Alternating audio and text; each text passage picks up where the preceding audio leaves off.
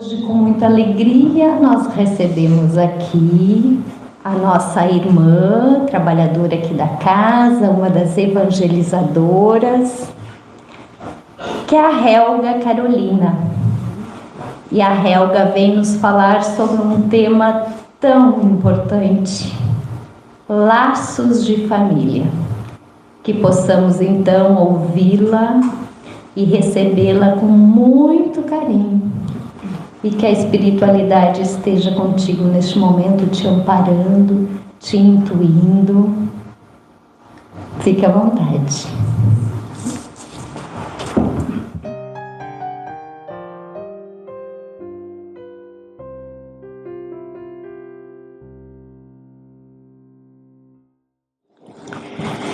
Primeiramente, é uma alegria imensa estar aqui.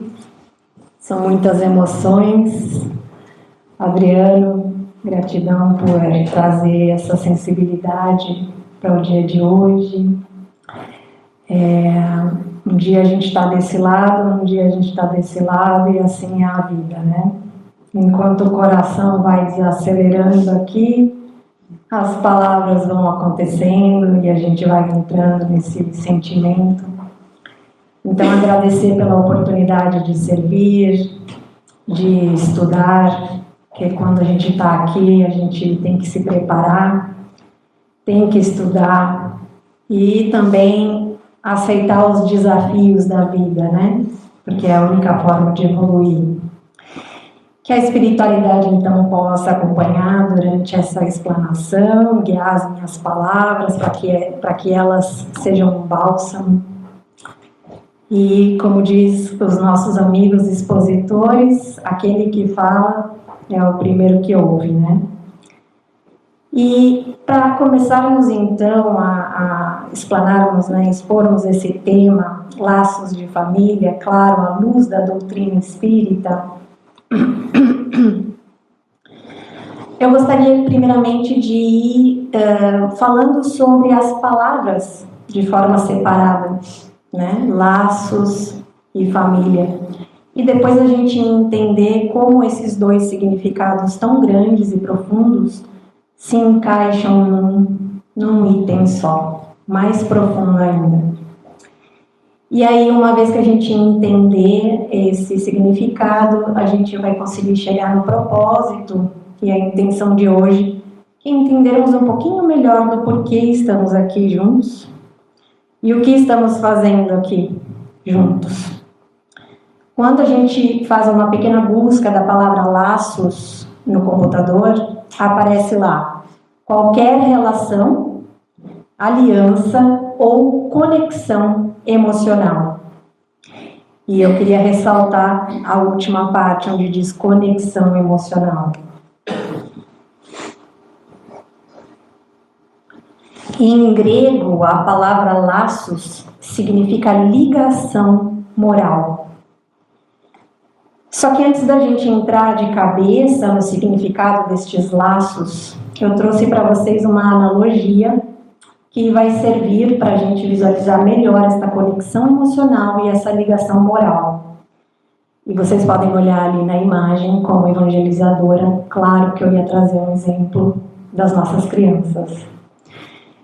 Imaginem que eu tenho aqui uma cordinha.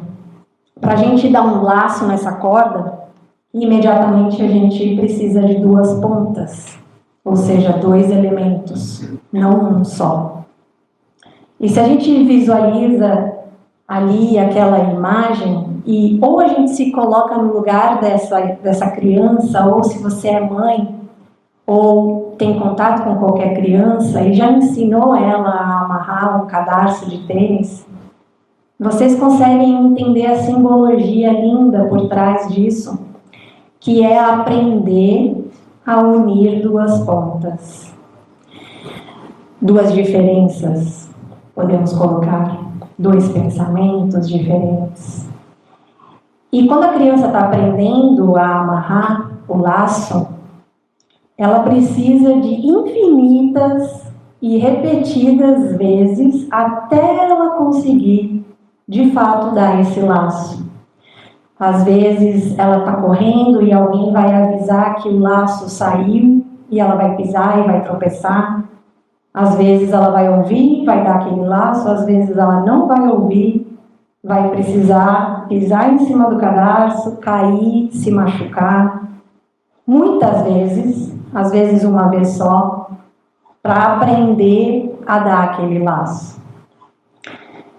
Então a gente já começa a entender a importância desse laço, principalmente no quesito da família. Já quando a gente vai adiante para falar sobre a palavra família, primeiro eu gostaria de fazer uma pergunta para vocês responderem aí na mente de vocês e formar esse campo mental. O que é família para vocês? Cada um vai acessar dentro do seu íntimo o que isso significa. E aqui não tem bom, não tem ruim, é apenas o que é a família para cada um de vocês. Quando eu perguntei para o meu filho, que é um evangelizando aqui da casa, o que é família para ele, e eu instruí ele a responder aquilo que vinha imediatamente na cabeça dele. E ele respondeu: união. Talvez para vocês veio a imagem de uma pessoa, um pai, uma mãe, um filho. Para ele veio união. E aí a gente vai entendendo o papel dessas crianças no nosso mundo. Quando a gente busca a palavra família no Google, aparece lá que são laços afetivos, consanguinidade e alianças legais, a base da sociedade. Já em latim, a família, pode mudar, Ju, obrigada. A palavra família significava servo ou escravo doméstico, lá na Roma Antiga.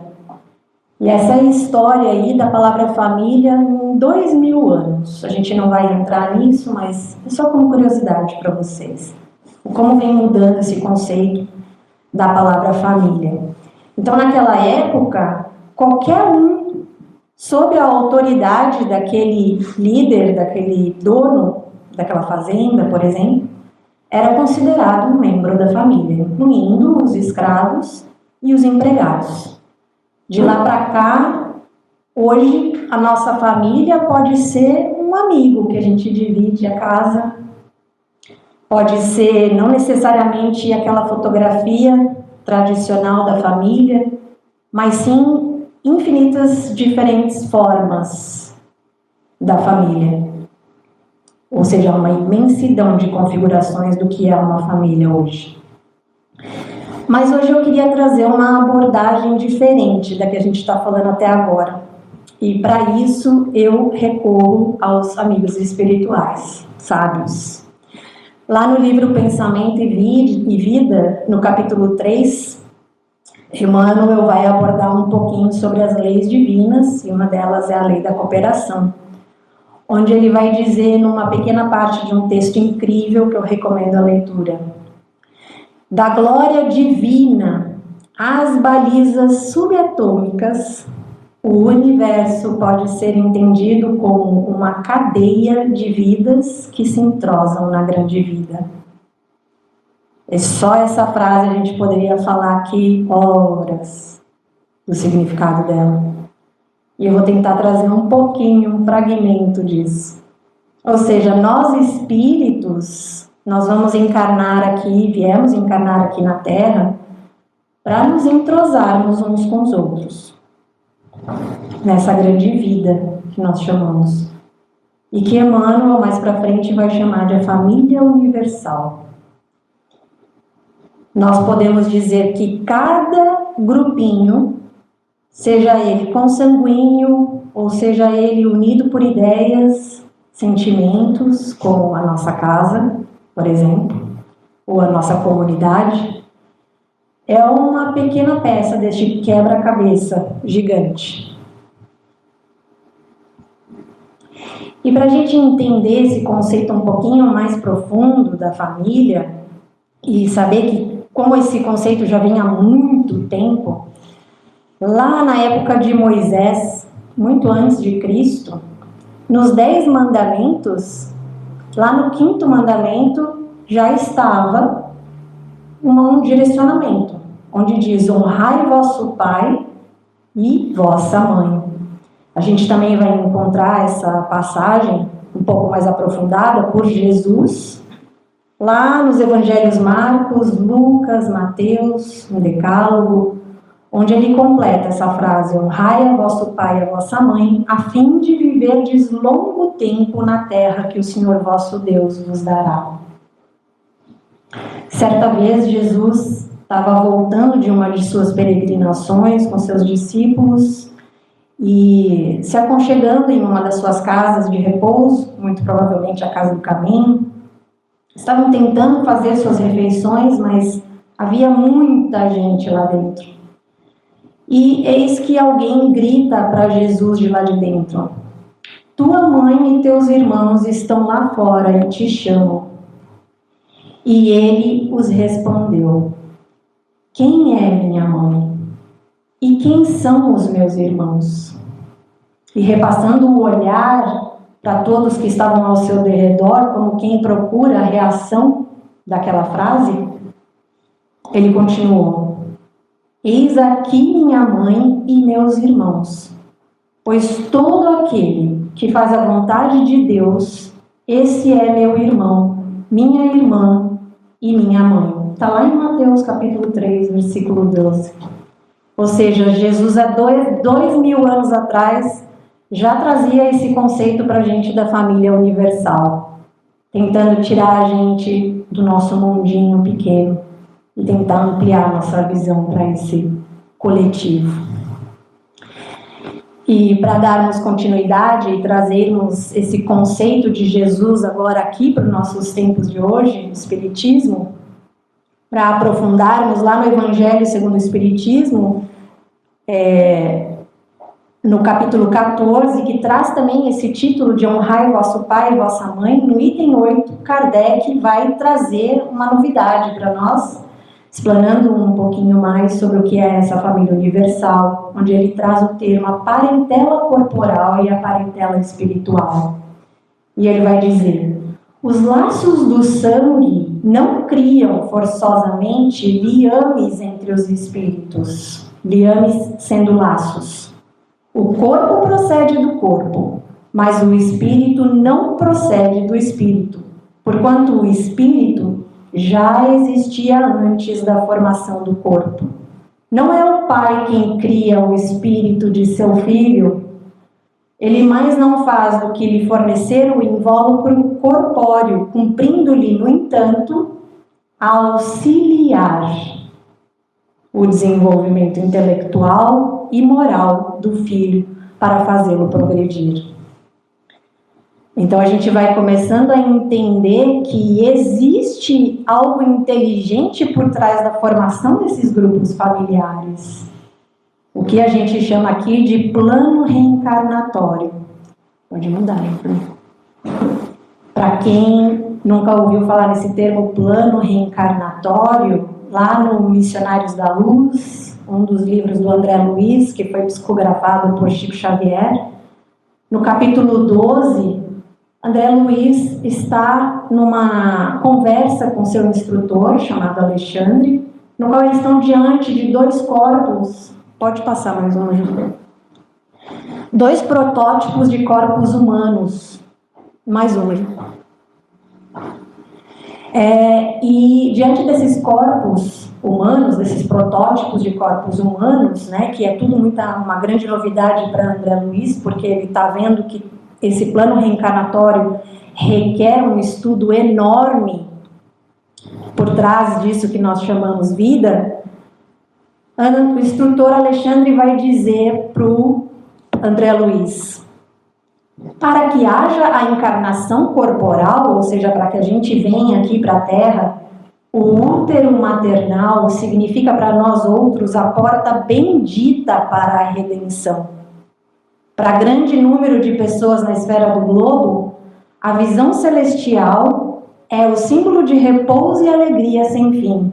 Ou seja, a gente acha que o céu é um espaço de descanso sem fim. Enquanto para muitos de nós, diz o instrutor Alexandre, lá do plano espiritual, a visão terrestre significa trabalho edificante e salutar.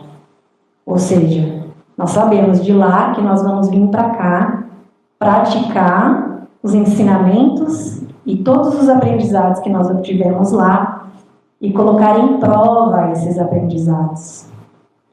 E aí, voltando para o nosso tema, laços de família, Kardec vai nos explicar que essa parentela corporal, ou seja, os nossos laços materiais nessa família que nós temos aqui na Terra, os que nascem próximos são parentes que muitas vezes nós conhecemos em vidas passadas, espíritos simpáticos nos quais nós temos muitas afinidades, ligados por relações anteriores, e que temos ideias recíprocas, mas nós também vamos encontrar na nossa parentela corporal, na nossa família, espíritos antagônicos, espíritos de ideias diferentes, nos quais nós somos antipáticos, porque temos essas diferenças.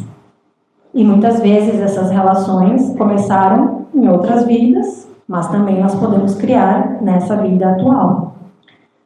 O que faz com esses laços materiais sejam muito frágeis, dissolvidos como a matéria é dissolvida. Os verdadeiros laços de família, sim, os da simpatia, os da comunhão de ideias, são os que prendem os espíritos antes, durante e depois da nossa encarnação. Aqui a gente começa a entender um pouquinho melhor por que a gente tem afinidades com membros da nossa família e por que a gente também encontra tantos desafios e tantas dificuldades dentro da mesma família. Já um pouquinho adiante, Kardec vai falar da parentela espiritual, ou seja, os nossos laços espirituais, onde estas relações são duráveis, elas se fortalecem pela purificação e se perpetuam na espiritualidade, através destas migrações das almas, ou seja, as reencarnações. É por isso que Jesus, lá naquele encontro com os discípulos, dizia: eis aqui os meus verdadeiros irmãos, nós. Pois os laços que nos prendem são além da realidade corporal. Eles são unidos por pensamentos nobres que perduram a carne. Lá no livro Caminho, Verdade e Vida, de Emmanuel, psicografado por Chico Xavier, esse aqui, no item 62, eu vou ler um trechinho para vocês. Jesus diz: sai de tua terra e dentre a tua parentela, querendo dizer a tua família corporal, e dirige-te à terra que eu te mostrar. Está lá em Atos, capítulo 7, versículo 3. E aí Emmanuel vai trazer um aprofundamento ao que Jesus disse. Nem sempre os laços de sangue reúnem as almas essencialmente afins. Frequentemente, pelas imposições da consanguinidade, grandes inimigos são obrigados ao abraço diuturno sob o mesmo teto. É razoável sugerir-se uma divisão entre os conceitos de família e parentela. O primeiro constituiria o símbolo dos laços eternos do amor. O segundo significaria o cadinho de lutas, olha generoso, por vezes acerbas, em que devemos diluir as imperfeições dos sentimentos, fundindo-os na liga divina do amor para a eternidade. A família não seria a parentela, mas a parentela converter-se-ia mais tarde nas santas expressões da família. Aí a gente vai conseguindo, graças aos nossos amigos espirituais, entender um pouquinho melhor aquilo que a gente vem passando ao longo dos nossos anos. E a gente vai começando a entender a diferença entre a parentela corporal e a parentela espiritual, entendendo também a criação divina e o presente que nós recebemos a cada encarnação. E para nos ajudar um pouquinho mais, lá no livro Jesus no Lar, no capítulo 2, Neio Lúcio, o Espírito, é um livro psicografado por Chico Xavier também. Ele vai dar o título do capítulo Escola das Almas, onde ele vai colocar a família, seja ela consanguínea ou qualquer agrupamento, como célula fundamental. E ele diz: o lar é esta escola das almas, templo do qual a sabedoria divina aos poucos vai nos habilitando para o grande entendimento na humanidade. Ou seja, dentro desse órgão, desse organismo, desse grupo, dessa parentela, a gente vai conseguindo ampliar e purificar os nossos olhos, a nossa sabedoria, para entender o que é a grande humanidade.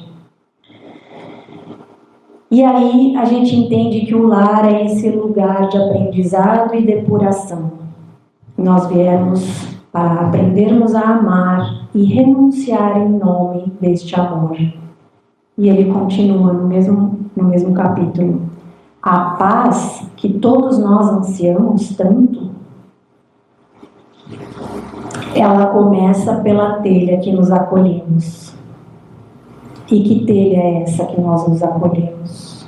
A quem nós estamos direcionando nosso olhar? A quem nós estamos buscando aconchego, direcionamento? Então, de que forma esses integrantes dessa parentela terrena, que não têm os mesmos pensamentos, pode se entrosar? De que forma, além de só se entrosar, esses integrantes podem se harmonizar dentro dessa família? E aí, claro, vou recorrer novamente ao Livro dos Espíritos, lá no capítulo 7, na Lei da Sociedade, na parte onde diz laços de família, nas questões 774 e 775. Na 774, Kardec faz uma pergunta muito interessante, que todos nós temos curiosidade.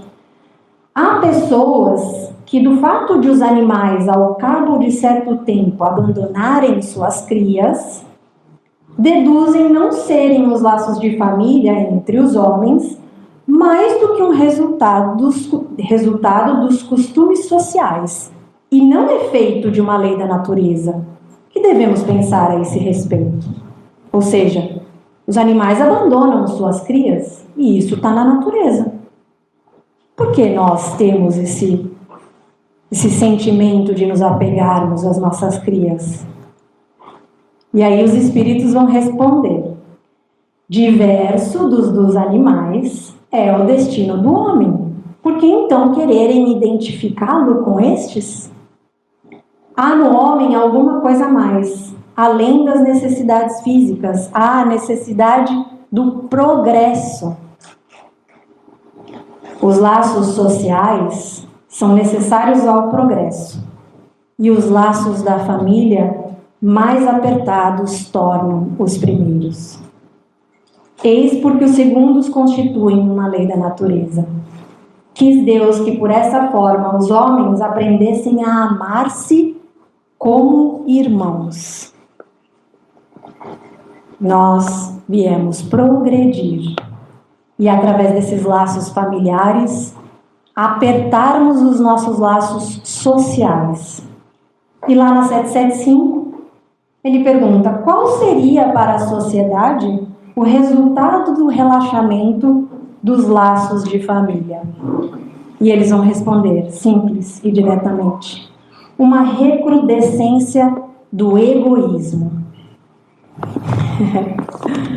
Com a modernidade vem essas reflexões de que talvez a família é uma coisa do passado, né? E a gente vai entender que Kardec deixa bem claro que a família é muito importante, seja essa qual for a família, não só consanguínea, mas dentro do seu meio profissional, se você ainda não vê no seu meio profissional como familiares, na escola e também no âmbito religioso, seja ele qual for, né?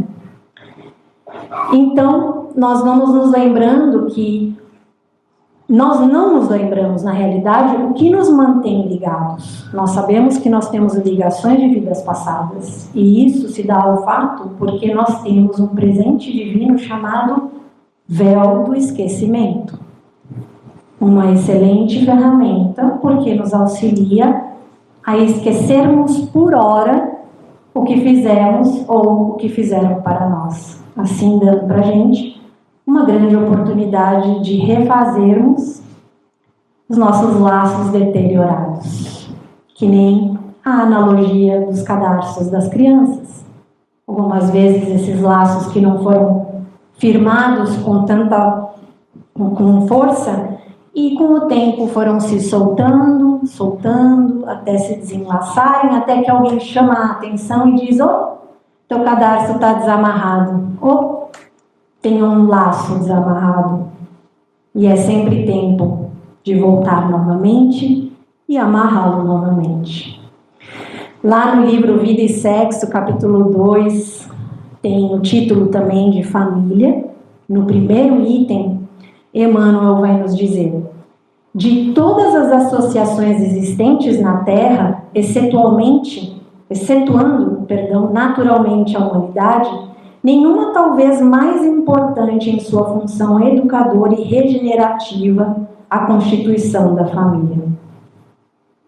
Deixa eu só entender, é 4h30 mesmo? Agora? Mas pode ir. Já faz 4h30, faz meia hora que eu estou falando. Mas pode ir mais tá? Tranquilo. Uau! Então tá, passando adiante, voltando só um segundo para eu entender onde que eu parei. Sim, Emmanuel nos lembra que a família, né, é uma função educadora e regenerativa e é muito importante. Temos dessa forma, no Instituto Doméstico, uma organização de origem divina, em cujo seio encontramos os instrumentos necessários ao nosso próprio aprimoramento para a edificação do mundo melhor. E aí, passando rapidamente naquela passagem de Jesus, onde ele diz: toda oferenda que faço a Deus vos é proveitosa, satisfaz a lei, faz bem para as pessoas a quem nós estamos ofertando, a fazendo bem. Ainda que depois não honre, nem assista o seu pai ou a sua mãe, tornam assim inútil o mandamento de Deus.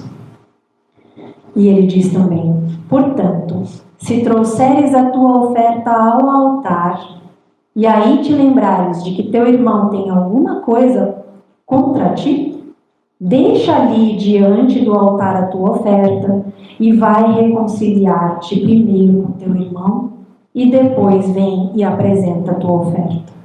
Está lá em Mateus, capítulo 5, versículo 23 a 24. Então, Jesus já nos alertava que é melhor aquilo que nós sentimos e que nós fazemos com pureza do coração, verdadeiramente, do que aquilo que falamos da boca para fora e ofertamos da boca para fora, né? Nossos filhos, a gente tem a impressão que são menos evoluídos que nós, mas quase sempre nós nos deparamos com espíritos mais evoluídos que nós, e eles vêm direcionar o nosso caminho para um lugar de menos dor.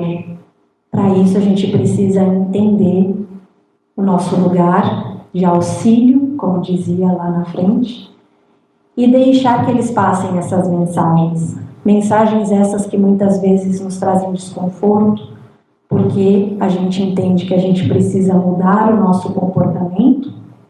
Comportamentos esses muito enraizados, que nós estamos arrastando de vida em vida, nos afastando dos princípios de Jesus.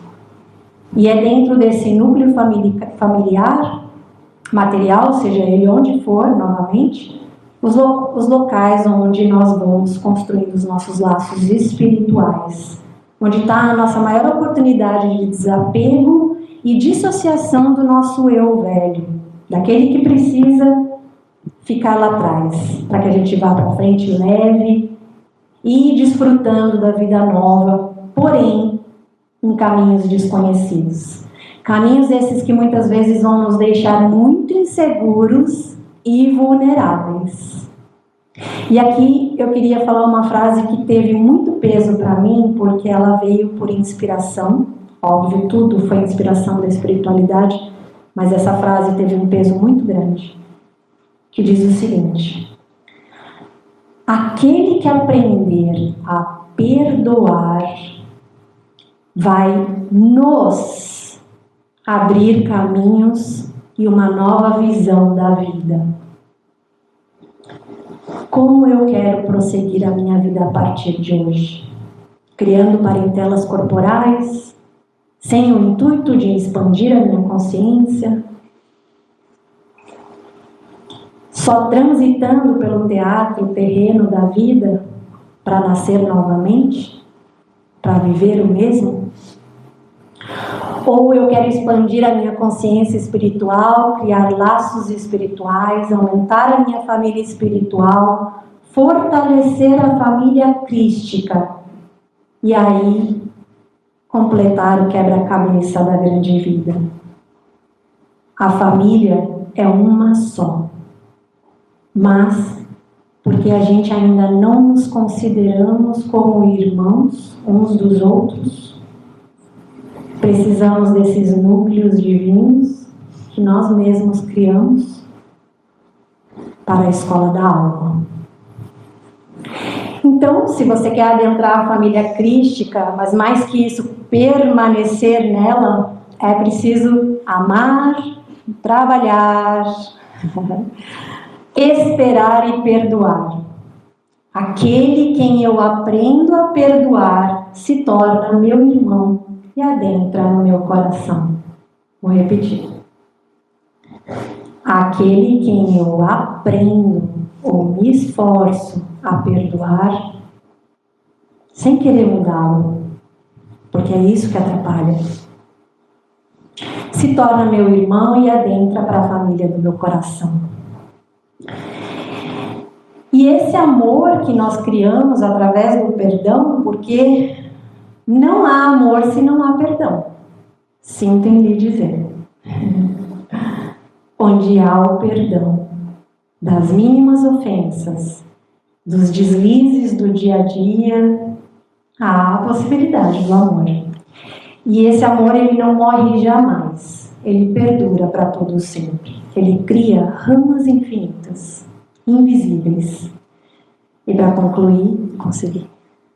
Santo Agostinho disse para a gente, está lá no Evangelho segundo o Espiritismo: formam famílias os espíritos que a analogia dos gostos, a identidade do progresso moral e a afeição induzem a reunir-se. Esses mesmos espíritos, em suas migrações terrenas, se buscam para se agruparem como fazem no espaço, originando-se daí as famílias unidas e homogêneas. Se nas suas peregrinações acontece ficarem temporariamente separados, mais tarde tornam a encontrar-se, venturosos pelos novos progressos que realizaram. Mas, como não lhes cumpre trabalhar apenas para si, permite Deus que espíritos menos adiantados encarnem entre eles, a fim de receberem conselhos e bons exemplos a bem de seu progresso.